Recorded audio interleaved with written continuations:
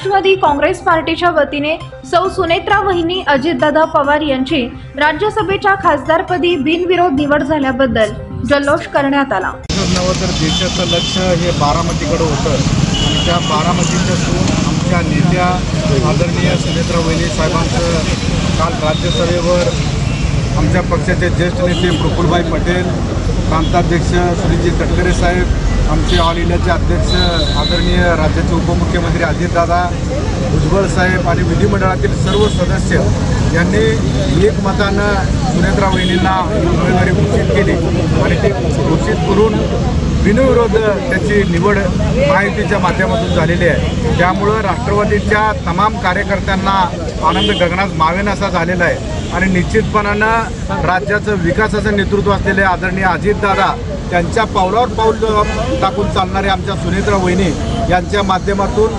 राज्यातील नव्हे तर देशातील अनेक प्रश्न त्यांच्या माध्यमातून आता निश्चितपणानं सुटणार आहेत आणि आज हा आनंदाचा सण आहे। आमच्यासारख्या राष्ट्रवादीच्या कार्यकर्त्यांना तर दीपावलीचाच उत्सव आहे।